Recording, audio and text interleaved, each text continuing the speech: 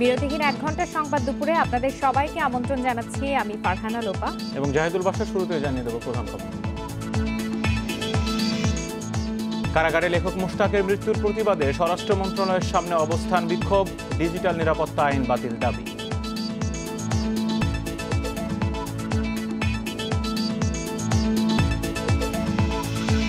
জাতীয় পরিচয়পত্র সংশোধনের ফাইল আটকে না রাখতে কর্মকর্তাদের কঠোর নির্দেশ, 6 মাসের সব নিষ্পত্তির লক্ষ্য।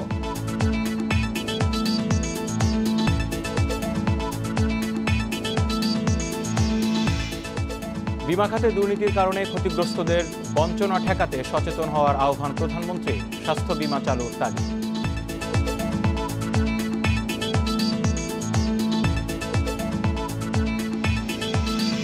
মুক্তিযোদ্ধাদের আংশিক খসড়া তালিকা এ সপ্তাহেই, উপজেলা থেকে পূর্ণাঙ্গ তথ্য না আসায় তারিখ পরিবর্তন বললেন মন্ত্রী।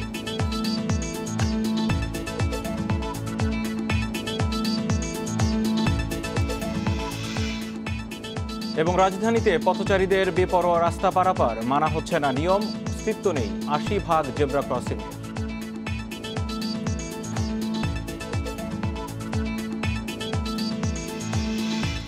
শিরোনাম জানাচ্ছিলাম, এবার পুরো খবর। ডিজিটাল নিরাপত্তা আইনে কারাবন্দী লেখক মুশতাক আহমেদের মৃত্যুর ঘটনায় স্বরাষ্ট্র মন্ত্রণালয় ঘেরাও কর্মসূচি পালন করেছে প্রগতিশীল ছাত্রজোট। সচিবালয়ের সামনে সড়ক অবরোধ করে বিক্ষোভ সমাবেশ করেছে তারা। এ সময় লেখক মুশতাকের মৃত্যুর সুষ্ঠু তদন্ত বিচার, ডিজিটাল নিরাপত্তা আইনের মামলায় গ্রেপ্তার থাকা ব্যক্তিদের মুক্তি এবং আইন বাতিলের দাবি জানান বক্তারা।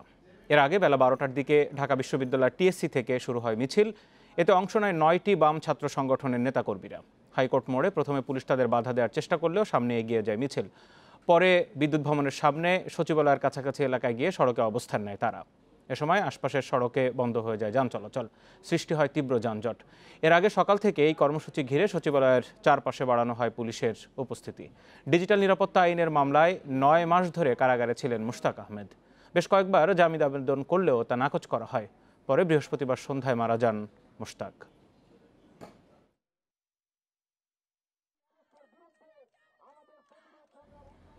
বলতে চাই, আপনাদের কাছে আমরা কোনো নিরাপত্তা চাই না। আমরা জানি আপনারা আমাদের জনগণের কোনোদিনও নিরাপত্তা দেননি।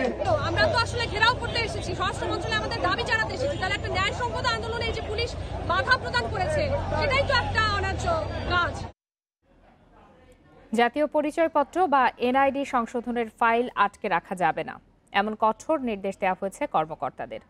দীর্ঘসূত্রিতার স্বীকার করে এনআইডি মহাপরিচালক বলছেন, 6 মাসের মধ্যে নিষ্পত্তি না হওয়া আবেদনের সংখ্যা শূন্যে আনা হবে। নির্বাচনী কর্মকর্তাদের টার্গেট দিয়ে আবেদন নিষ্পত্তি করা হবে বলেও জানান তিনি। জাতীয় পরিচয়পত্রের সেবা বিকেন্দ্রীকরণ করা হলেও সুফল মেলেনি। এনআইডি সংশোধনে সীমাহীন ভোগান্তির অভিযোগও নতুন নয়। মাসের পর মাস, আবার কখনো বছর ঘুরেও অনেকে এনআইডি সংশোধন করাতে পারছেন না। কিছু কর্মকর্তার অবহেলার কারণে 1.5 লাখেরও বেশি নাগরিকের সংশোধন আবেদন আটকে আছে। যত দ্রুত সম্ভব এসব আবেদনের নিষ্পত্তি করার জন্য কর্মকর্তাদের তাগিদ দেওয়ার কথা জানালেন এনআইডির মহাপরিচালক। অ্যাকচুয়ালি কর্মকর্তাদের আমাদের এখান থেকে ইলেকশন কমিশন থেকে পরিষ্কার ইনফরমেশন দেওয়া, সেটা হলো যে তার কাছে যতগুলো বিষয় আছে মেরিট বুঝে যেটা হওয়ার যোগ্য সেটাকে করে দেওয়া, যেটা না হওয়ার যোগ্য সেটাকে থেকে মুক্তি দিয়ে দেওয়া।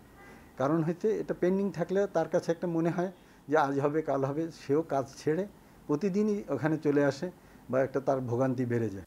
এনআইডি সংশোধনের ভোগান্তি কমাতে তদন্ত কমিটি গঠন করেছে নির্বাচন কমিশন। আমরা টার্গেট দিয়ে দেব। আমি আর একটা মিটিং করব খুব তাড়াতাড়ি, মার্চ মাসের প্রথম সপ্তাহে। সেখানে টার্গেট দেওয়া থাকবে যে যেগুলো হওয়ার সেগুলো যেন একটা নির্দিষ্ট সময় দেওয়া আছে তার আগেই যেন করে। আমরা এক স্টেপ জানি ফরওয়ার্ড থাকতে পারি।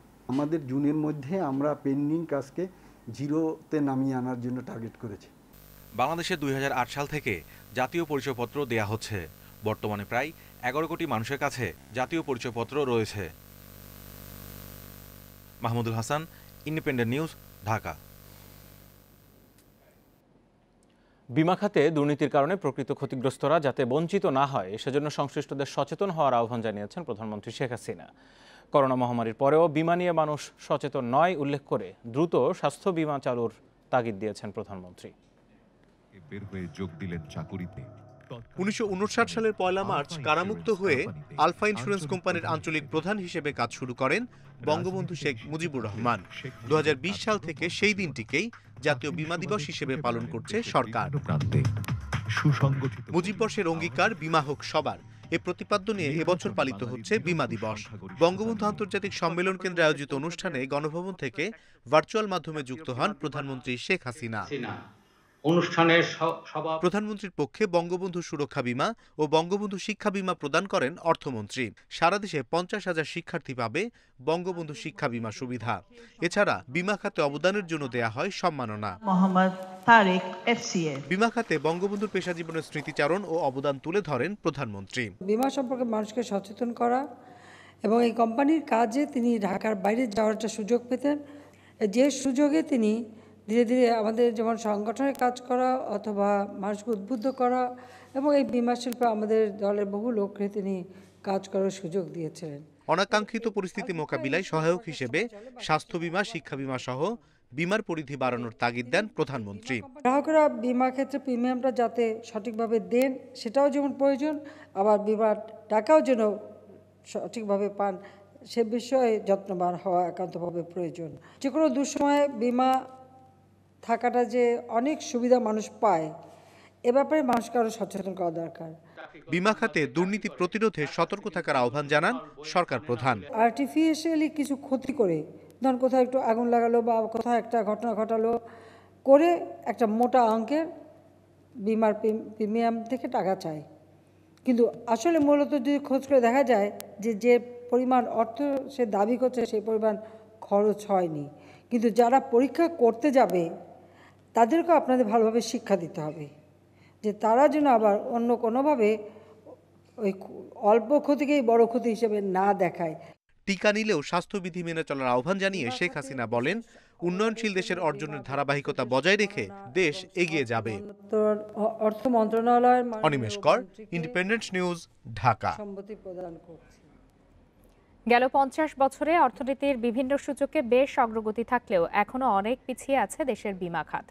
দেশের মোট জিডিপিতে 1% অবদানও নেই বীমা খাতের। তবে এ খাতকে শক্তিশালী করতে বিভিন্ন নীতি পরিবর্তন সহ নতুন পলিসি চালু করা হচ্ছে বলে জানিয়েছে বীমা নিয়ন্ত্রক সংস্থা IDRA। বীমা উন্নয়ন ও নিয়ন্ত্রণ কর্তৃপক্ষের তথ্য অনুযায়ী দেশে বর্তমানে 77টি বীমা কোম্পানি কার্যক্রম পরিচালনা করছে, যার মধ্যে 45টি জীবন বীমা এবং 32টি সাধারণ বীমা প্রতিষ্ঠান। আর গত বছর এ খাতে প্রিমিয়াম হিসেবে এসেছে 14,000 কোটি টাকা। দেশের জিডিপি অনুপাতে বীমা প্রিমিয়ামের হার 0.5%, যেখানে প্রতিবেশী দেশ ভারতের পরিমাণ 4%, শ্রীলঙ্কায় 1.25 এবং ভিয়েতনামে 2.25%। বাংলাদেশে মাথাপিছু বীমা ব্যয় এখনও $10 নিচে। সে হিসেবে দেশে প্রতি 1000 মানুষের মধ্যে মাত্র 4 জনের জীবন বীমা রয়েছে। বীমা খাতকে এগিয়ে নিতে নিজস্ব অর্থায়নে আরও পলিসি চালু করছে নিয়ন্ত্রণ কর্তৃপক্ষ। আছে বঙ্গবন্ধু শিক্ষা বীমা, পাশাপাশি বছরে মাত্র 100 টাকা দিয়ে 2 লাখ টাকায় মিলবে বঙ্গবন্ধু সুরক্ষা বীমা। এছাড়াও 16 লাখ প্রতিবন্ধীর জন্য স্বাস্থ্য বীমার পরিকল্পনা চূড়ান্ত করা হয়েছে। হেলথ ইন্স্যুরেন্স আপনার সব কোম্পানিতেই আছে এই প্রোডাক্ট, এবং ওরা আপনার সেল করছে। তবে আমাদের একটা আইনের সীমাবদ্ধতা আছে, লাইফ ইন্স্যুরেন্সে stand alone health insurance sell করা যায় না। তো আমাদের আইন সংশোধনের যে প্রক্রিয়া রয়েছে সেখানে উইল অ্যাড্রেস দ্যাট ইস্যু। অর্থনীতিতে এ খাতের অবদান বাড়াতে বীমার আওতা বৃদ্ধি, আধুনিকায়ন, কোম্পানিগুলোকে শেয়ার বাজারে তালিকাভুক্ত করা সহ আর্থিক স্বচ্ছতা নিশ্চিতের তাগিদ বিশ্লেষকদের। কপ্তিয়া মুমতাহানা, ইন্ডিপেন্ডেন্ট নিউজ, ঢাকা। বৃহস্পতিবারের মধ্যে প্রায় 1.5 লাখ মুক্তিযোদ্ধার আংশিক খসড়া তালিকা প্রকাশ করা হবে জানিয়েছেন মুক্তিযুদ্ধ বিষয়ক মন্ত্রী।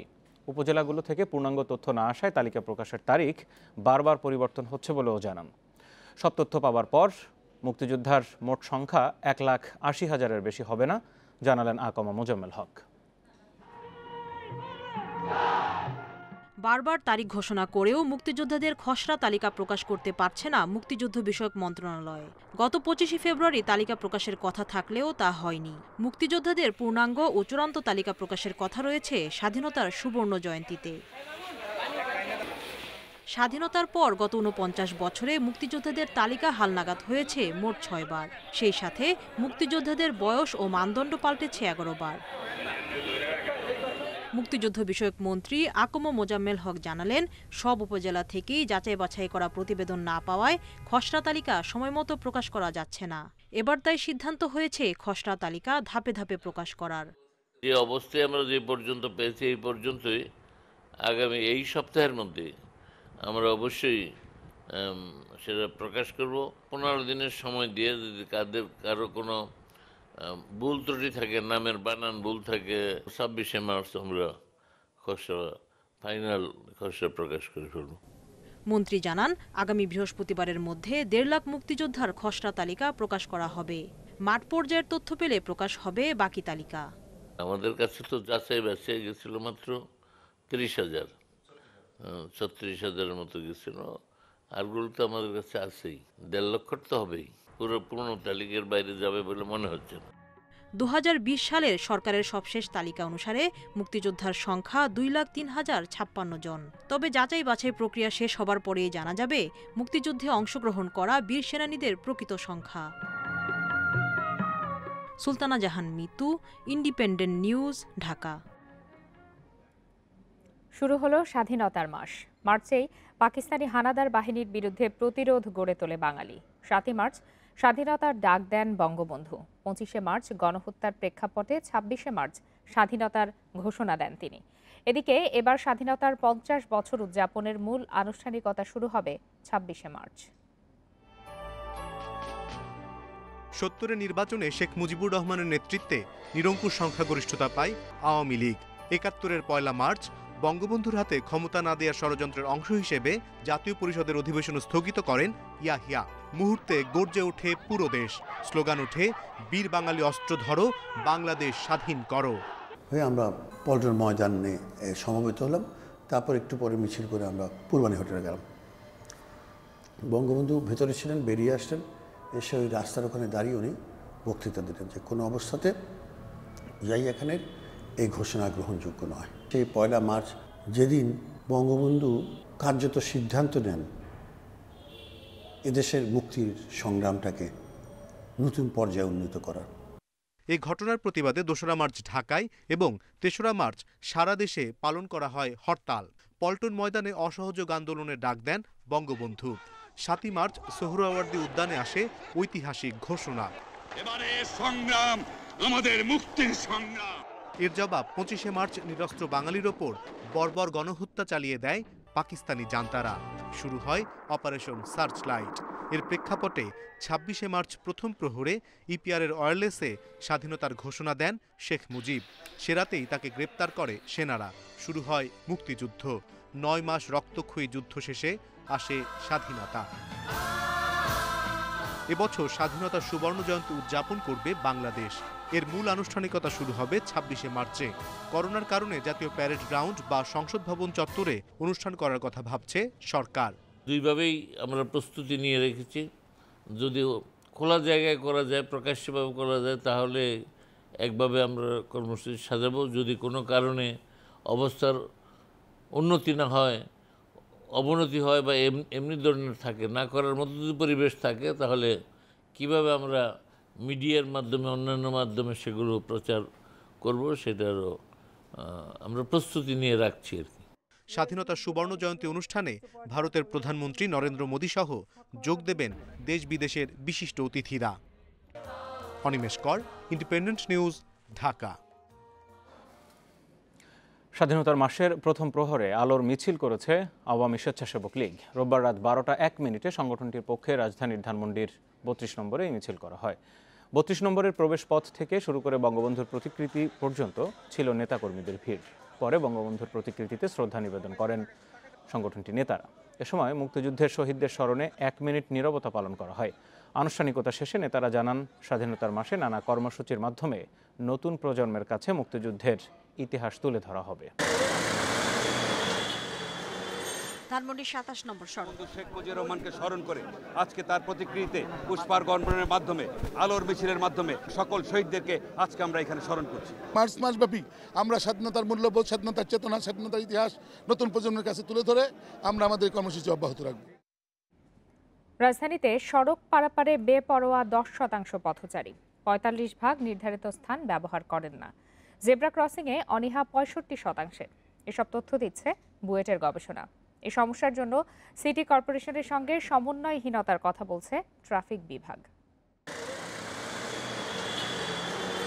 ধানমন্ডির 27 নম্বর সড়ক, রাস্তা পারাপারে কোনো কিছুরই পরোয়া করছেন না কেউ, যেন নিয়ম না মানার প্রতিযোগিতায় চালক পথচারীরা। প্রতিদিনই এটাকে বারবার বলি মানুষকে, কিন্তু মানুষ একটু সুযোগ পেলে যে দেখেন এই যে আবার আসতেছে। আপনারা আজকে এই নিয়মটা চালু করলেন, হ্যাঁ আমরা মানছি, আমরা ভুল করে যাচ্ছি, কিন্তু রেগুলার তো এই সিস্টেমটা থাকে না। একই অবস্থা মহাখালীর ব্র্যাক ইউনিভার্সিটির সামনে। আছে ক্রসিং, আছে পুশ বাটনও, তবে এসবে পরোয়া করছেন না কেউই। ক্রসিং আছে, নিয়ম কানুন আছে, নিয়মগুলো জানেন না? হ্যাঁ জানে, বুঝতে পারি না, চলে গেছি, ভাবছি যে চলে যেতে পারবো, ওই পারে যাবো, তো ওই জন্য সিগন্যালটা আর একটু উন্নত করা দরকার ছিল আমাদের, যাতে আমরা সবাই এটাকে মেনটেন করতে পারি ভালো মতো। বুয়েটের গবেষণা বলছে সড়ক পার হতে নির্ধারিত জায়গা ব্যবহার করছেন না 45% পথচারী, ফুট ওভারব্রিজে ওঠেন না 65%, আর রাস্তা পার হতে বেপরোয়া 10%। ধানমন্ডি মিরপুর টেকনিক্যাল এবং মালিবাগ বাড্ডা সড়ক পর্যবেক্ষণে দেখা গেছে 80% জেব্রা ক্রসিংয়েরই নামগন্ধ নেই। নির্দিষ্ট জায়গায় জেব্রা ক্রসিং যেমন দেওয়া হয় না, পাশাপাশি যেগুলো দেওয়া হয় সেগুলো মেনটেন্যান্সও করা হয় না, যার ফলে দেখা যায় ওর্ন আউট হয়ে যায়, দেখা যায় না কোথায় আছে জেব্রা ক্রসিং। অনেক ক্ষেত্রে ভুল জায়গায় শুধুমাত্র দেওয়ার জন্যই কিন্তু জেব্রা ক্রসিং দিয়ে দেওয়া হয়েছে। এই অবস্থার কারণ ব্যাখ্যা করতে গিয়ে সিটি কর্পোরেশনের সাথে সমন্বয়হীনতা এবং রক্ষণাবেক্ষণে অবহেলার কথা জানাচ্ছে মতিঝিল জোনের এই পুলিশ কর্মকর্তা। আমাদের কোথাও কিন্তু রোড সাইনগুলো, লাইটগুলো নাই, ছিল এরা অকার্যকর, একেবারে অকার্যকর বলা যাবে। আমাদের পার্ট যদি কমপ্লিট হতো, মানে আমাদের লাইনগুলো যদি স্পষ্ট দেওয়া থাকতো, তাহলে আমরা হয়তো তাকে আরও সুন্দর বলতে পারতাম। কিন্তু অনেক জায়গায় আমাদের এই কারণে, সিটি কর্পোরেশনের সমন্বয়ের কারণে, আমাদের কারণে, এটা না দেওয়ার কারণে আমরাও তাকে বাধ্য করতে পারছি না। কিছু বিষয়ে দায় স্বীকার করে সংকট সমাধানে বেশ কিছু উদ্যোগ নেওয়ার কথা জানিয়েছে ঢাকা উত্তর সিটি কর্পোরেশন। আমাদের এই জেব্রা ক্রসিংগুলো, নতুন রাস্তাগুলোতে আপনি দেখবেন যে একেবারে সুন্দরভাবে চিহ্নগুলো দেয়া আছে, কিন্তু পুরনো রাস্তাগুলোতে এই জেব্রা ক্রসিং এবং অন্যান্য বিষয়গুলো আমরা নতুন করে সারা ঢাকা শহরে এগুলো করার উদ্যোগ নিয়েছি। এদিকে বড় কোনো দুর্ঘটনায় তাৎক্ষণিক ব্যবস্থা নেওয়ার মানসিকতা থেকে বেরিয়ে এসে টেকসই সমাধানের লক্ষ্যে সব পক্ষকে একযোগে কাজ করার আহ্বান জানাচ্ছেন সংশ্লিষ্টরা। Mahmuda Moumita, independent News, Dhaka. প্রায় 50 বছর পর চট্টগ্রামের পতেঙ্গার লালদিয়ার চর দখলমুক্ত করতে অভিযানে নেমেছে বন্দর কর্তৃপক্ষ। সকালে 6 জন ম্যাজিস্ট্রেটের নেতৃত্বে বিপুল সংখ্যক শ্রমিক আর আইনশৃঙ্খলা বাহিনীর সদস্য যোগ দেয় এই অভিযানে। তবে স্বেচ্ছায় বসবাসকারীরা সরে যাওয়ায় তাদের শ্রমিক ও সরঞ্জাম দিয়ে সহযোগিতার কথা জানিয়েছে কর্তৃপক্ষ। গড়ে ওঠে এই বসতি। বিভিন্ন সময় জায়গাটি দখলে নেয়ার চেষ্টা করে ব্যর্থ হলেও উচ্চ আদালতের নির্দেশে অবশেষে দখলদার উচ্ছেদের ঘোষণা দেয় বন্দর কর্তৃপক্ষ। সোমবার সকালে এই অভিযানে নানা সরঞ্জাম সহ অংশ নেয় বিপুল সংখ্যক শ্রমিক ও আইনশৃঙ্খলা বাহিনীর সদস্য। বসবাসকারীদের বেশিরভাগই সরে গেছেন আগেই। যারা ছিলেন তারাও অভিযানের আগেই মালপত্র নিয়ে এলাকা ছেড়ে যেতে শুরু করেন। তবে পুনর্বাসন না করে উচ্ছেদ হওয়ায় ক্ষোভ জানিয়েছেন অনেকেই। এই হচ্ছে তো বাংলাদেশের নজিরবিহীন ঘটনা উচিত, এরকম কখনো জীবনে তো এরকম উচিত হয় নাই। এই পর্যন্ত আমাদেরকে বহুজনের নানা রকম আশা দিতে, কেউ কোনো কাজা করে নাই। এমনকি এখন আমরা যখন আমাদেরকে বন্দর অর্ডার দিচ্ছে সরে যেতে, আমরা সরে গেছি। হাইকোর্টের রায় আমরা চলে যাচ্ছি, আমরা আইনকে শ্রদ্ধা করছি, আমাদের আর কিছু দাবি নাই। আমাদের একটি দাবি হলো প্রধানমন্ত্রী মার কাছে আমাদেরকে পুনর্বাসন করা হোক। উচ্চ আদালতের নির্দেশে বন্দরের 52 একর জমি থেকে দখলদার উচ্ছেদের সিদ্ধান্ত নেয় বন্দর কর্তৃপক্ষ। তবে বাসিন্দাদের কাউকেই বল প্রয়োগ করে উচ্ছেদ করতে হয়নি বলে জানিয়েছেন বন্দর কর্তৃপক্ষ। আদালতের রায় কার্যকর করার জন্য আমরা কিছু যেভাবে পদক্ষেপ নিতে বলেছে আমাদেরকে আদালত, সেভাবে আমরা পদক্ষেপ নিয়েছি। আমরা এনশিওর করতে চেষ্টা করছি যে এখানে তারা যেন স্বেচ্ছায় চলে যান। তারাও আমরা দেখেছি, তারা গত 3-4 দিন যাবত তাদেরকে আমরা যেভাবে, তারা আমাদের কাছে যেভাবে প্রতিশ্রুতি দিয়েছে সেই প্রতিশ্রুতি মোতাবেক তারা এখন স্বেচ্ছায় চলে যাচ্ছে। উচ্ছেদ ঠেকাতে গত 20 দিন ধরে মিছিল, সমাবেশ সহ নানা কর্মসূচি পালন করে আসছিল বাসিন্দারা। এরই মধ্যে গেল শনিবার নিজেদের মালিকানাধীন জমি দখলমুক্ত করার ঘোষণা দেয় বন্দর কর্তৃপক্ষ। Independent news desk. সহকর্মী আহসান রিটন এই মুহূর্তে আমাদের সাথে যুক্ত হচ্ছেন, এই অভিযানের বিস্তারিত জানাচ্ছে। আহসান রিটন, বন্দর কর্তৃপক্ষ বলছে 132 বছরের ইতিহাসের সবচেয়ে বড় উচ্ছেদ অভিযান এটি। এই উচ্ছেদের ফলে 14,000 মানুষ যারা ওই ভিটেমাটি হারাচ্ছেন, এখন তারা কোথায় যাবেন আর অভিযানের সর্বশেষ কি অবস্থা, কতটা উদ্ধার হলো? আজকে যে 14,000 বাসিন্দাকে চট্টগ্রামের এই লালদিয়া চর থেকে উচ্ছেদ করা হলো, তারা আসলে ঠিক কোথায় গিয়ে দাঁড়াবেন, অর্থাৎ সরকারিভাবে তাদেরকে কোনোভাবে পুনর্বাসনের খবর এখনো পর্যন্ত আমাদের কাছে আসেনি। এখানে যারা গতকালকে রাত থেকে এই এলাকায় যে সমস্ত বাসিন্দা ছিলেন, তারা আমরা দেখেছি নিজ দায়িত্বেই অনেকটা বলা যেতে পারে যে তাদের বাসা বাড়ি তারা খালি করেছেন এবং তাদের এই মুহূর্তে তাদের যে শেষ সম্বল সেটিকে তারা গুছিয়ে নেওয়ার কাজটি করছেন। আপনি দেখতে পাচ্ছেন যে ইতিমধ্যে আসলে বন্দর কর্তৃপক্ষের পক্ষ থেকে অনেকগুলো জায়গায় কাঁটাতার দিয়ে ঘিরে ফেলা হয়েছে এবং সেটি আজকে সারাদিনই চলবে। আমরা এটি নিয়ে বন্দর কর্তৃপক্ষের সঙ্গে কথা বলেছিলাম, এখানে যারা আইন প্রয়োগকারী সংস্থার লোকজন ছিল তাদের সাথে কথা বলেছি এবং যারা এখানকার বাসিন্দা তাদের সাথে কথা বলেছি। তারা যেটি বলছে সেটি হচ্ছে আইনকে শ্রদ্ধা রেখে, আইনের প্রতি শ্রদ্ধা রেখে তারা আসলে তাদের দীর্ঘকালের বাপদাদার যে ভিটা সেটি ছেড়ে দিচ্ছেন। তবে তারা প্রধানমন্ত্রীর কাছে একটি আবেদনই জানিয়েছে, সেটি হচ্ছে তাদেরকে যাতে পুনর্বাসন করা হয়। তারা বলছেন যে বাংলাদেশে যেখানে 14 লক্ষর উপরে রোহিঙ্গাকে আশ্রয় দেওয়া হয়েছে, সেখানে স্বাধীন দেশে তারা কেন পুনর্বাসিত হবেন না, সেই প্রশ্নটি আসলে তারা বারবার রেখেছেন। আর বন্দর কর্তৃপক্ষ থেকে যেটি বলা হচ্ছে সেটি হচ্ছে আসলে তাদের বহুকাল ধরে এই পড়ে থাকা জায়গাটি তাদের আসলে তাদের আওতার মধ্যে এই জায়গাগুলো পড়ে, কিন্তু নানাভাবে তারা নানা সময়ে এই জায়গাটি উচ্ছেদ করার চেষ্টা করেছিলেন, কিন্তু সেটি এখানকার লোকজনের বাধার কারণে সেটি হয়নি। তবে আজকে আসার বিষয় হচ্ছে বন্দর কর্তৃপক্ষ বলছেন যে গত 5-7 দিন ধরে এখানকার লোকজনকে তারা নানাভাবে বুঝিয়েছেন যে এইগুলো সরকারি জায়গা, সেগুলো ছেড়ে দেওয়া ছাড়া তাদের কোনো বিকল্প নেই এবং সেই কারণে আমরা দেখেছি কোনো রকমের বাধা বিপত্তি ছাড়াই আমরা উচ্ছেদ প্রক্রিয়া বলতে যেটি দেখি সেটি হচ্ছে যাদেরকে উচ্ছেদ করা হয় তাদের এক ধরনের ধাওয়া থাকে, পাশাপাশি পুলিশ এবং অন্যান্য বাহিনীর পক্ষ থেকে এক ধরনের ধাওয়া পাল্টা দেওয়ার ঘটনা থাকে। আজকে আমরা একেবারেই নিরবচ্ছিন্ন একটি উচ্ছেদ দেখতে পেয়েছি, অর্থাৎ উচ্ছেদ বলাটি ঠিক হবে না। আমরা দেখছি যে অনেকটা স্বইচ্ছায় তারা আসলে তাদের মালপত্র নিয়ে চলে যাচ্ছেন। এখন অনেকের বিষয় হচ্ছে তারা আসলে খুব স্বল্প সময়ের মধ্যে যেহেতু তাদেরকে বাড়ি, কিন্তু যেমনটি খবর আমরা বলছিলাম যে 14,000 মানুষ তারা খুব একটা বাধা দেননি, তার মানে এই জমি সরকারি এবং এটি কারোর ব্যক্তি সম্পত্তি নয়, তারা জানেন। তারপরও 14,000 মানুষ এত বড় বড় অবকাঠামো তৈরি করলেন, সেখানে ঘরবাড়ি করলেন কেন, মানে কেন খরচ করতে গেলেন সেখানে, তারা কি বলছেন? আসলে দেখুন, এটি নিয়ে আসলে সঠিক কোনো ব্যাখ্যা আমরা কারোর কাছ থেকে পাইনি। তাদের অনেকের বক্তব্য হচ্ছে 75-এ যদি বঙ্গবন্ধুকে হত্যা করা না হতো তাহলে তাদেরকে এই পুরো জায়গাটি হয়তো বঙ্গবন্ধু দলিল করে দিতেন, এমন একটা আশায় তারা ছিলেন। কিন্তু বঙ্গবন্ধুকে হত্যা করার পর যেহেতু তাদের যে আশা সেটি ভেঙে গেছে, তারপরও আসলে কি উদ্দেশ্যে তারা এই জায়গায় এখানে বড় বড় দালান করেছিলেন সেটি আসলে কোনো সদুত্তর আমাদেরকে তারা দিতে পারেনি। আমরা এখানকার যারা যিনি ওয়ার্ড কাউন্সিলর রয়েছেন, যারা সর্দার কিংবা পাড়ার মহল্লা কমিটির যারা সর্দার রয়েছেন তাদের সাথে কথা বলেছি, যারা স্থাপনা তৈরি করেছেন তাদের সাথে কথা বলেছে। তারা আসলে এই বিষয়টি নিয়ে খুব বেশি, অর্থাৎ সঠিক যে উত্তর সেটি তারা দিতে পারেনি, এক ধরনের ধোঁয়াশার মধ্যে তারা ছিলেন।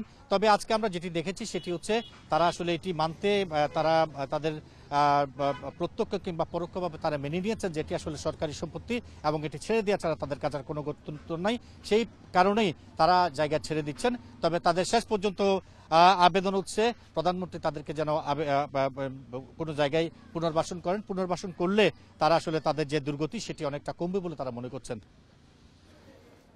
আপনারা আছেন বিরতিহীন সংবাদ দুপুরে, সংবাদে আরো যা যা থাকছে। ইলিশের 5 অভয়াশ্রমে 2 মাসের জন্য মাছ ধরায় নিষেধাজ্ঞা কার্যকর, বিভিন্ন স্থানে অভিযান, বরিশালে 4 জেলের কারাদণ্ড।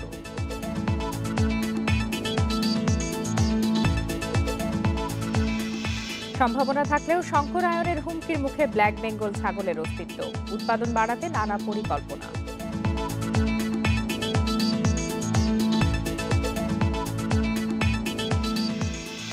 মাদক আইনের মামলায় সংসদ সদস্য হাজী মোহাম্মদ সেলিমের ছেলে ও ঢাকা দক্ষিণ সিটি কর্পোরেশনের 30 নম্বর ওয়ার্ডের বরখাস্ত কাউন্সিলর ইরফান সেলিমকে অব্যাহতি দিয়েছে আদালত। সকালে ঢাকা মহানগর হাকিম শাহিনুর রহমান চূড়ান্ত প্রতিবেদন গ্রহণ করে তাকে অব্যাহতি দেন। ইরফানের বিরুদ্ধে পর্যাপ্ত সাক্ষ্য প্রমাণ না থাকায় আদালত এই মামলায় আর তদন্ত করার আদেশ দেননি। এর আগে 5 জানুয়ারি ইরফানকে অব্যাহতির সুপারিশ করে মাদক ও অস্ত্র মামলায় চূড়ান্ত প্রতিবেদন দেন পুলিশ পরিদর্শক মোহাম্মদ দেলোয়ার হোসেন। গত 18 ফেব্রুয়ারি অস্ত্র মামলার চূড়ান্ত প্রতিবেদনটি গ্রহণ করে ওই মামলা থেকে ইরফান সেলিমকে অব্যাহতি দেন আদালত।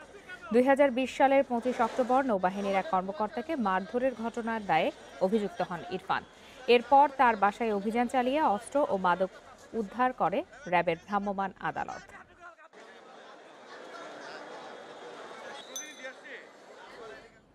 রাজধানীর মশা নিয়ন্ত্রণে ড্রোন ব্যবহারের কথা ভাবছে ঢাকা উত্তর সিটি কর্পোরেশন।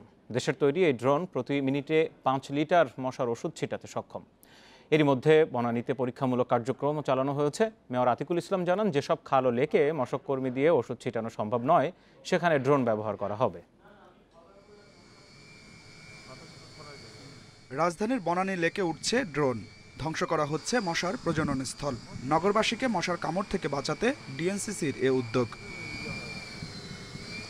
ঢাকায় এখন মূল উৎপাত কিউলেক্স মশার, যার রাজত্ব খাল ও লেকে, যেখানে চাইলেও পৌঁছতে পারে না মশক কর্মী, তাই নিয়ন্ত্রণেও আসে না। ডিএনসিসি বলছে ড্রোনের মাধ্যমে জলাশয়ে ওষুধ ছিটানো হবে, এতে কমবে শ্রম ও সময়। আধুনিক টেকনোলজি দিয়ে কি করে খালগুলোতে একদম মাঝ পর্যায়ে গিয়ে আমরা এবং যে জায়গায় মানুষ পৌঁছাতে পারছে না সেখানে আমরা ড্রোনের মাধ্যমে যাতে করে দিতে পারি। মোরওভার আপনার অল্প সময়ে অনেক জায়গা কভার করে যাতে আমরা স্প্রেগুলো করতে পারি, এটাই হলো আমাদের মূলত উদ্দেশ্য। একটি ব্যাটারিতে 25 মিনিট আর দুটি ব্যাটারিতে 50 মিনিট উঠতে পারে এই ড্রোন। প্রতি মিনিটে ছিটাতে পারবে 5 লিটার কীটনাশক। এটি একসাথে 20 লিটার পর্যন্ত তরল বহন করতে সক্ষম। অনেকে কিন্তু ড্রোন কিন্তু আছে এখন, তাদেরকে আমরা বলছি তোমরা তোমাদের ড্রোনগুলো নিয়ে আসো। আনার পরে আমরা প্রথম 8 থেকে 10 দিন পর্যন্ত একটা ট্রায়াল অর্ডারে আমরা দেখব। খালগুলোর উপরে যেহেতু মানুষ বা গাড়ি কোনোটাই যাবে না, সেখানে আমরা ড্রোনের মাধ্যমে আমরা চাচ্ছি এই কাজগুলোকে করার জন্য। সকল দিক দিয়ে আমরা চেষ্টা করব যে কিভাবে মশাটাকে একটা আয়ত্তে আনা যায়। পরীক্ষা সফল হলে ড্রোন ব্যবহার শুরু করবে DNCC. Adilur Rahman, Independent News, Dhaka. দেশের 5টি ইলিশের অভয়াশ্রমে আজ থেকে 2 মাসের জন্য বন্ধ সব ধরনের মাছ ধরা। জাটকা সংরক্ষণ ও উৎপাদন বাড়াতে দক্ষিণের 7 জেলার এসব অভয়াশ্রমে আগামী 30 এপ্রিল পর্যন্ত এই নিষেধাজ্ঞা অব্যাহত থাকবে। মাছ ধরা বন্ধে পুলিশ, নৌপুলিশ, কোস্টগার্ড ও নির্বাহী ম্যাজিস্ট্রেটের সমন্বয়ে বিভিন্ন পয়েন্টে পরিচালিত হচ্ছে ভ্রাম্যমাণ আদালত। বরিশালে মাছ ধরার অপরাধে 4 জেলেকে 1 মাস করে কারাদণ্ড দিয়েছে ভ্রাম্যমাণ আদালত। এ সময় তাদের কাছ থেকে জাটকা ও প্রায় 1 লাখ মিটার জাল জব্দ করা হয়। এদিকে জেলেদের সচেতন করতে নদী এবং উপকূলবর্তী এলাকায় লিফলেট বিতরণ, মাইকিং ও পোস্টারিং করেছে জেলা প্রশাসন ও জেলা মৎস্য বিভাগ। নিষেধাজ্ঞার 2 মাসে প্রত্যেক জেলেকে 80 কেজি করে চাল দেওয়ার কথা রয়েছে, তবে এখনও তা জেলেদের হাতে পৌঁছাতে পারেনি মৎস্য বিভাগ। বিকল্প কর্মসংস্থানের দাবি সহ বরাদ্দের চাল দ্রুত ছাড়ের দাবি জেলেদের।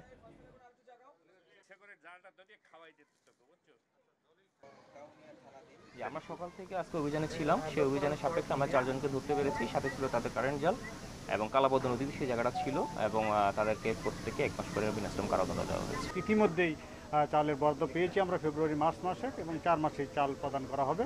প্রতি পরিবারকে 40 কেজি করে আমরা চাল প্রদান করব।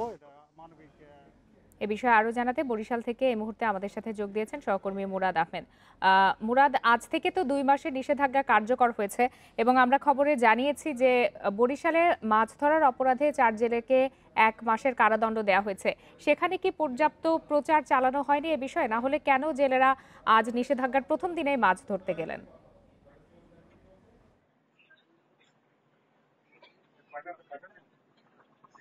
যে ধন্যবাদ, আগে জানিয়ে রাখি আমি এখন দাঁড়িয়ে আছি কীর্তনখোলা নদীর ঠিক কিনারাটায়। তো এখানে আমার সামনেই রয়েছে আজকে সকালে যে অভিযানটি চালিয়েছে কোস্টগার্ড, মৎস্য বিভাগ এবং জেলা প্রশাসন। তো তারা এই জেলেদেরকে গ্রেপ্তার করেছে এবং ইতিমধ্যে তাদেরকে সাজা দেওয়া হয়ে গেছে। আপনারা দেখছেন যে পেছনে কোস্টগার্ড, জেলা প্রশাসন এবং মৎস্য বিভাগের কর্মকর্তারা সবাই রয়েছেন। তো যে কথাটি আপনি বলছিলেন যে প্রচারণার ক্ষেত্রে আমরা জেলে যারা গ্রেপ্তার হয়েছে তাদের কাছে জিজ্ঞেস করেছি যে আসলে তারা আজকে সবকিছু জানা সত্ত্বেও কি করে কেন এই অভয়াশ্রম যেটি রয়েছে সেখানে তারা এই মাছ শিকার করতে নামলো। তারা যেটি বলেছে আসলে উপজেলা প্রশাসন থেকে তাদের কোন রকম জানানো হয়নি এবং তারা বিষয়টি জানে না যে আজ থেকে তারা এই ধরনের অভিযান চলছে, বিধায় তারা নেমেছে এবং ধরা পড়েছে। আপনি দেখছেন যে কারেন্ট জালগুলোর স্তূপ এখানে পড়ে আছে। তো এখানে আমরা দেখি যে প্রায় 15,000 মিটার কারেন্ট জাল রয়েছে। তো সর্বসাকুল্যে বরিশালে আজকে 3টি অভয়ারণ্য, আপনি জানেন যে বরিশাল বিভাগে 4টি অভয়াশ্রম রয়েছে। সেই 4টি অভয়াশ্রমের একটি যেটি আন্দারমানিক, সেখানে নভেম্বর থেকে জানুয়ারি পর্যন্ত তাদের যে কোর্স, এই যে নিষেধাজ্ঞার কোর্স, সেটি শেষ হয়েছে। বাকি যে 3টি রয়েছে বরিশালে, সেই 3টিতে এখন অভিযান চলছে এবং সেই 3টির একটি হলো বরিশালের যে অভয়াশ্রম রয়েছে সেটি। তো সেখানে চাল বরাদ্দের বিষয়টি যেটি এসছে, তার আগে আবার বলে রাখি যে আসলে জেলেরা যারা আছে তারা দাবি করছে যে তারা বিষয় যেটি হচ্ছে যে তাদের শেয়ার বাজারে নিষ্ক্রিয় 3 কোম্পানির পরিচালনা পর্ষদ ভেঙে নতুন পর্ষদ গঠন করেছে নিয়ন্ত্রক সংস্থা বিএসইসি।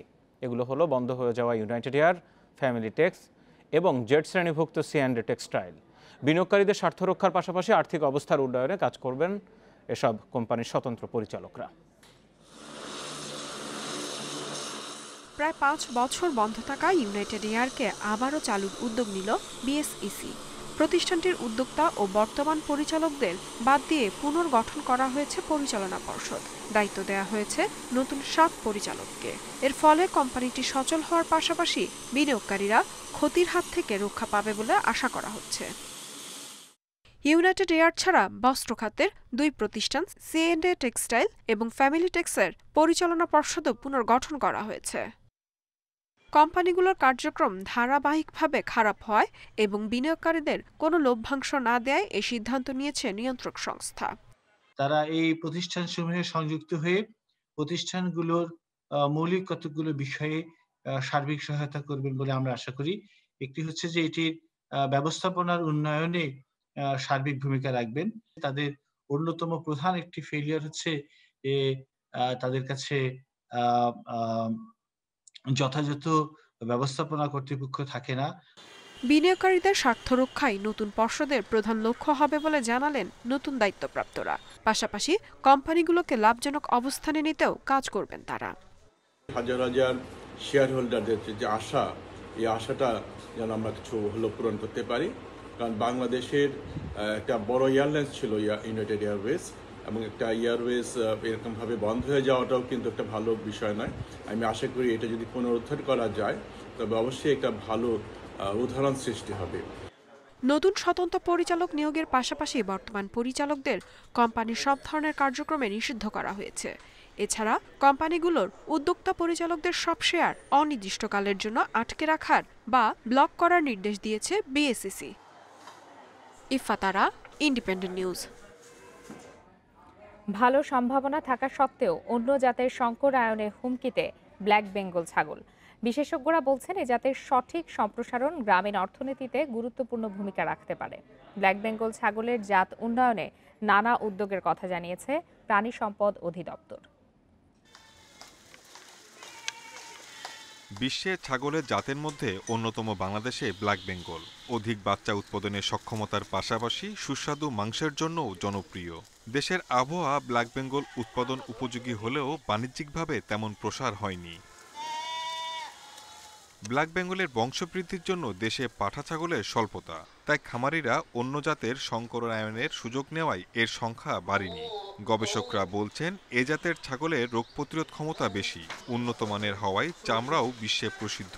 আমাদেরকে দ্রুত কৃত্রিম প্রজনন যে প্রযুক্তি, এটা কিন্তু আমাদেরকে এখন ইন্ট্রোডিউস করতে হবে। কৃত্রিম প্রজননটা যেহেতু আমাদের গভর্নমেন্ট লেভেলে ডিএলএস-এর মাধ্যমে সারা দেশে কৃত্রিম প্রজননের কর্মকাণ্ড চলছেই, ওখানে যদি ছাগলের কর্মকাণ্ডটাকে আমরা ট্র্যাক করে দিতে পারি তাহলেই কিন্তু এই ছাগলকে আমরা রক্ষা করতে পারবো এবং এর মাধ্যমে সত্যিকার অর্থে আমাদের দেশের গরিব মানুষের অর্থনৈতিক অবস্থার পরিবর্তন যেমন হবে, আমাদের যে মাংসের চাহিদা, সেই চাহিদাও আমরা পূরণ করতে সক্ষম হবে বলে আমি ব্যক্তিগতভাবে মনে করি।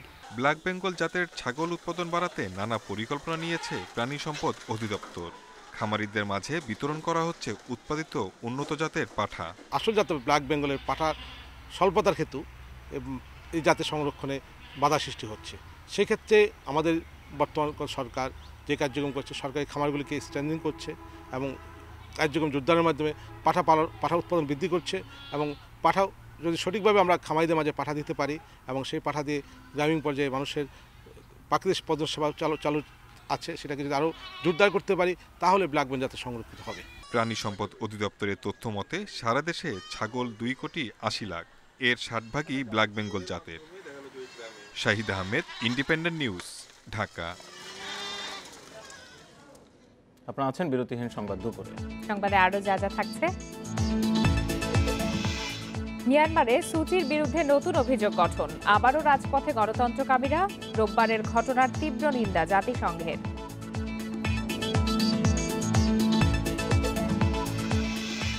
এবং পেসার রুবেলের মনোযোগ এখন ওয়ানডে আর টি20-তে। নিউজিল্যান্ডের সুযোগ পেলে অভিজ্ঞতা কাজে লাগাতে চান।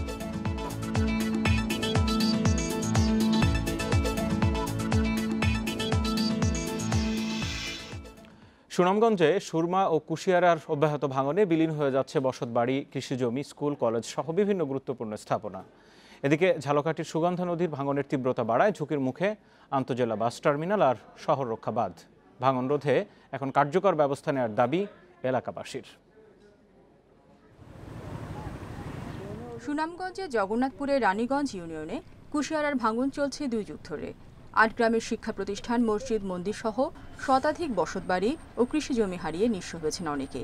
সুরমা ও কুশিয়ারার বেষ্টিত সুনামগঞ্জ সদর ও দোয়ারাবাজার উপজেলার অনেক গ্রামের অবস্থাও প্রায় এক। এই 3 উপজেলার মানুষের অভিযোগ, দীর্ঘদিন ধরে ঘরবাড়ি ও কৃষিজমি বিলীন হলেও ভাঙন রোধে কোনো কার্যকর ব্যবস্থা নেয়নি পানি উন্নয়ন বোর্ড। বর্ষা মৌসুমের আগে ব্যবস্থা না নিলে আরও অসংখ্য স্থাপনা নদীতে হারিয়ে যাওয়ার শঙ্কা এলাকাবাসীর। অনেক বাড়িঘর নদী চলে নিছে। প্রথম একটা প্রাথমিক স্কুল ছিল, স্কুলটা নদীর মধ্যে চলে গেছে। দ্বিতীয় একটা স্কুল আছে, সেটাও নদীর পাশে পড়ে গেছে। মসজিদটাও নদীর পাশে পড়ে গেছে। ঘর ভাঙ্গে নিচে 100 ঘরের উপরে হইব নিচে ভাঙ্গে। এদিকে সুনামগঞ্জ পানি উন্নয়ন বোর্ড জানিয়েছে, স্থায়ী নদী শাসনের জন্য প্রকল্প প্রস্তাব পাঠানো হয়েছে পানি সম্পদ মন্ত্রণালয়ে। স্থায়ী নদী শাসনের জন্য আমরা একটা প্রকল্প প্রণয়ন করেছি। প্রকল্পটি বর্তমানে পানি সম্পদ মন্ত্রণালয়ের প্রক্রিয়াধীন আছে। প্রকল্পটি অনুমোদিত হলে এই প্রকল্পের আওতায় ঝুঁকিপূর্ণ স্থানসমূহে স্থায়ী নদী শাসন কাজ বাস্তবায়ন করা হবে। সম্প্রতি ভাঙনের তীব্রতা বেড়েছে ঝালকাঠির সুগন্ধা নদীতেও। 2 সপ্তাহ আগে থেকে শুরু হওয়া ভাঙনে বিলীন হয়েছে বসতঘর, গাছপালা সহ প্রায় 1 কিলোমিটার এলাকা। ঝুঁকির মুখে আছে আন্তজেলা বাস টার্মিনাল ও শহর রক্ষা বাঁধ।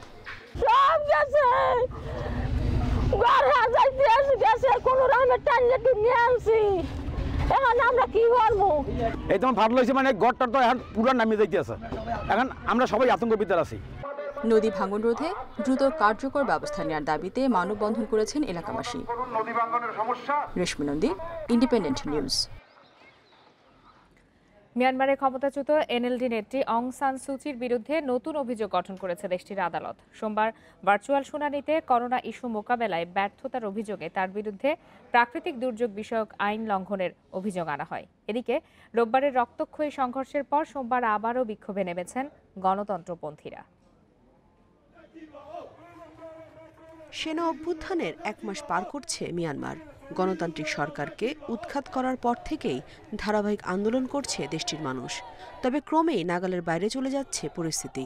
রোববার রক্তক্ষয়ী সংঘর্ষে 8 জন মারা যাওয়ার পর সোমবার আবারও রাজপথে নেমেছেন গণতন্ত্রপন্থীরা।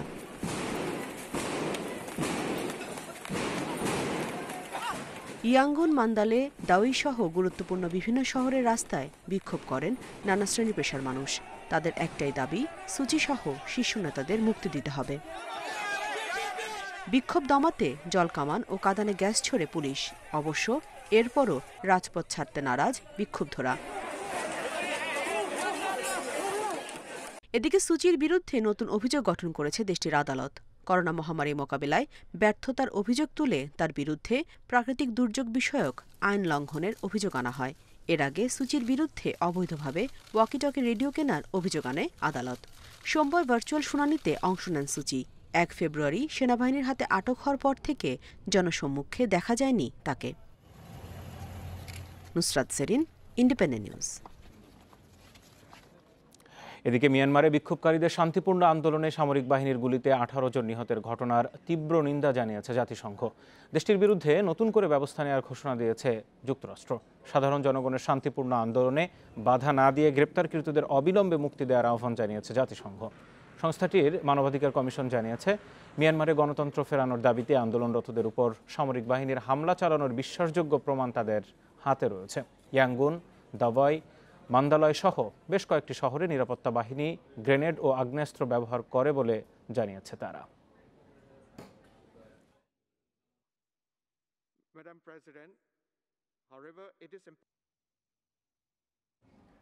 গত কয়েকদিনের তুলনায় বিশ্বে কমেছে একদিনে প্রাণহানিও শনাক্ত।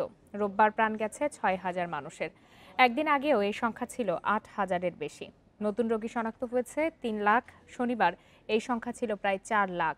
এ নিয়ে বিশ্বজুড়ে করোনায় মোট মৃত্যু ২৫,৪২,০০০ ছাড়িয়েছে। আক্রান্ত ১১,৪৬,০০,০০০ বেশি।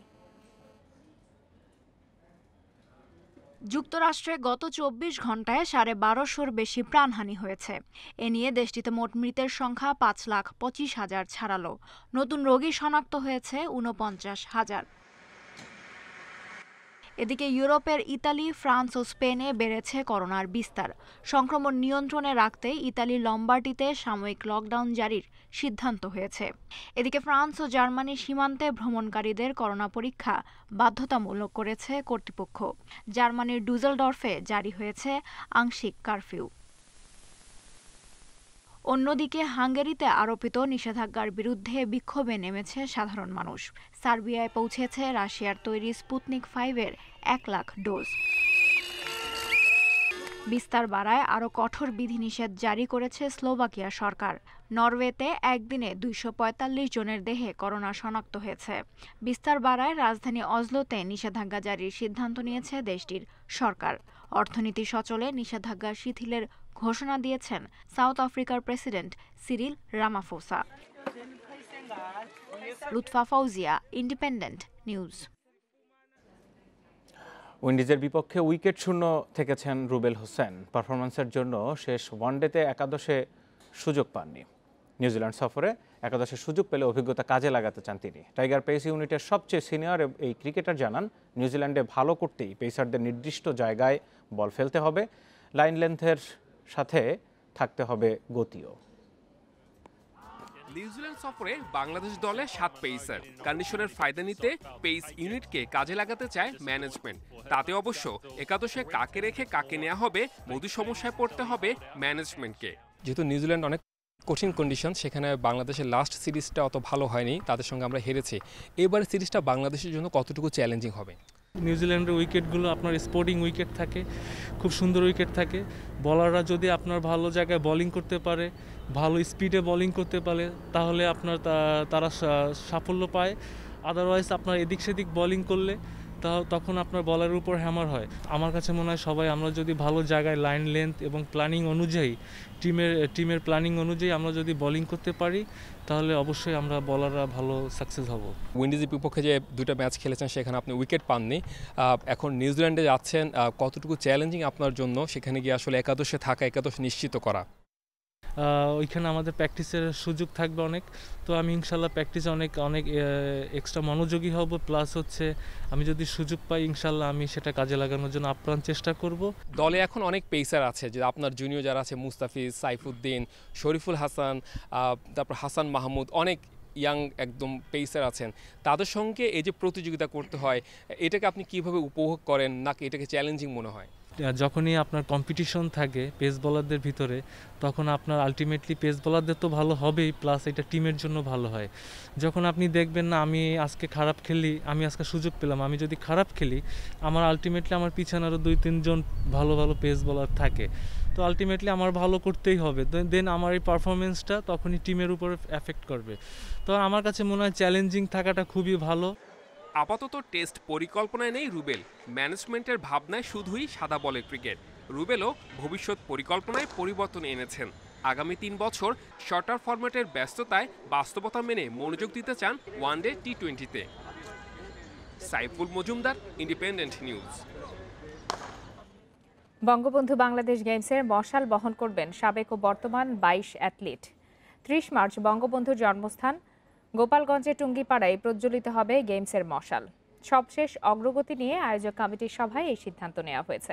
আয়োজন জাঁকজমকপূর্ণ করতে 20 কোটি টাকার বাজেট অনুমোদন হয় রোববারের সভায়। ঘনিয়ে আসছে বঙ্গবন্ধু বাংলাদেশ গেমসের সময়। 1 এপ্রিল থেকে শুরু গেমসের নবম আসর। ঢাকা সহ দেশের 7 বিভাগীয় শহরে হবে ক্রীড়াযজ্ঞ। উদ্বোধনী আর সমাপনী অনুষ্ঠান জমকালো করার লক্ষ্য আয়োজক কমিটির।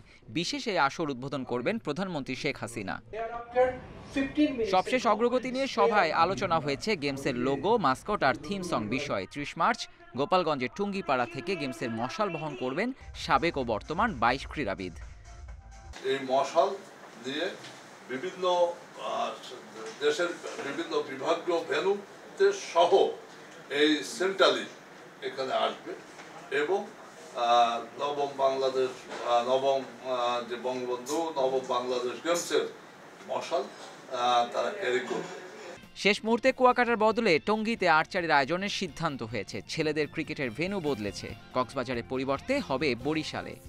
তাদের প্রস্তুতি, তাদের সুবিধা অসুবিধা, সার্বিক বিষয়গুলি সেখানে আমরা পঙ্খানুপুঙ্খ আলাপ করেছি এবং তাতে করে প্রত্যেকটা ফেডারেশন বাংলাদেশ গেমসের আয়োজনে সর্বোচ্চভাবে ভ্যাকসিন যারা নিল যদি টেস্টে কেউ বাকি থাকে আমাদের অলিম্পিকের পক্ষ থেকে এখানে বুথ থাকবে, এখানে ব্যবস্থা নেওয়া হবে। আন্তর্জাতিক ব্যস্ততায় নারী ক্রিকেট শুরু হচ্ছে আগে ভাগেই। 6 মার্চ সিলেটে এই ইভেন্টটি মাঠে গড়াবে। Abidur Rahman, Independent News, Dhaka. La লিগায় ভিয়ারিয়ালকে হারিয়েছে টেবিল টপার আতলেতিকো মাদ্রিদ। সিমিওনের দল জিতেছে 2-0 গোলে। ইপিএলে শেফিল্ডের বিপক্ষে কাঙ্ক্ষিত জয় পায় লিভারপুলও। আর সেরিয়াতে রোমাকে 2-1 গোলে হারিয়েছে এসি মিলান। আবারও জয়ে ফিরল আতলেতিকো মাদ্রিদ। সব ধরনের প্রতিযোগিতায় টানা 3 ম্যাচ জয়শূন্য থাকার পর স্বস্তির সুবাতাস আতলেতি শিবিরে। ভিয়ারিয়ালের বিপক্ষে প্রথম গোলটি আত্মঘাতী, পরেরটি আসে জোয়াও ফেলিক্সের কল্যাণে। বদলি হিসেবে নেমে আলো কাড়েন ফেলিক্স। 2-এ থাকা বার্সার চেয়ে 5 পয়েন্ট এগিয়ে গেল আতলেতিকো। অন্যদিকে তলানির দল শেফিল্ডের বিপক্ষে জয় পেয়েছে লিভারপুল। অলরেডদের প্রথমার্ধ ব্যর্থতার গল্পে ভরা। সালা ফিরমিনোরা একের পর এক সুযোগ মিস করেন। দ্বিতীয়ার্ধের শুরুতে কার্টিস জোন্স লিভারপুলকে লিড এনে দেন। অলরেডদের দ্বিতীয় গোলটি আত্মঘাতী। জিতলেও আগের অবস্থান 6 নম্বরেই আছে ক্লপের দল। সেরিয়াতে টানা 2 হারের পর জয় পেল এসি মিলান। রোমার সঙ্গে জমজমাট লড়াই 2-1 গোলে জিতেছে রোশনেরিরা। 1-1 সমতার পর রেবিকের দারুণ ফিনিশিংয়ে জয়সূচক গোল পায় এসি মিলান। জিতলেও শীর্ষে থাকা ইন্টারের সাথে 4 পয়েন্টের ব্যবধান কমেনি, কেননা ইন্টারও জয় পেয়েছে জেনোয়ার বিপক্ষে। ফেরদৌস ইসলাম, ইন্ডিপেন্ডেন্ট নিউজ। লা লিগায় আজ মাঠে নামছে রিয়াল মাদ্রিদ। রাত 2টায় রিয়াল সোসিয়েদাদের চ্যালেঞ্জ নেবে লস ব্লাঙ্কোরা। গুরুত্বপূর্ণ ম্যাচের আগে স্বস্তি ফিরে পেয়েছেন মাদ্রিদ বস জিনেদিন জিদান। চোট কাটিয়ে স্কোয়াডের নিয়মিত 4 সদস্য ফিরেছেন। মার্সেলো, ভালভার্দে, ওড্রিওজোলা ও রদ্রিগো ফেরাই যুব দলের উপর নির্ভর করে থাকতে হবে না রিয়াল মাদ্রিদকে। পয়েন্ট টেবিলের 3 নম্বরে গ্যালাক্টিকোরা। সমান 24 ম্যাচ খেলে শীর্ষে থাকা আতলেতিকোর চেয়ে 6 পয়েন্ট পিছিয়ে। তবে শিরোপা জিততে প্রত্যয়ী ডিফেন্ডিং চ্যাম্পিয়নরা।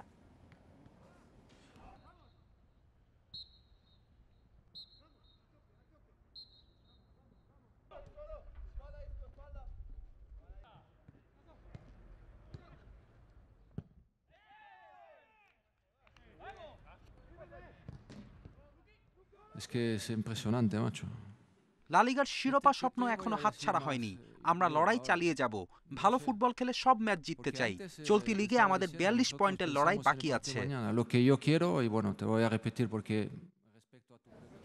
বিরতিহীন সংবাদ দুপুরে এই ছিল আমাদের কাছে। ধন্যবাদ এতক্ষণ সাথে থাকার জন্য। ফেসবুক, ইউটিউব আর টুইটারে চোখ রাখুন সংবাদের আরো বিস্তারিত জানতে।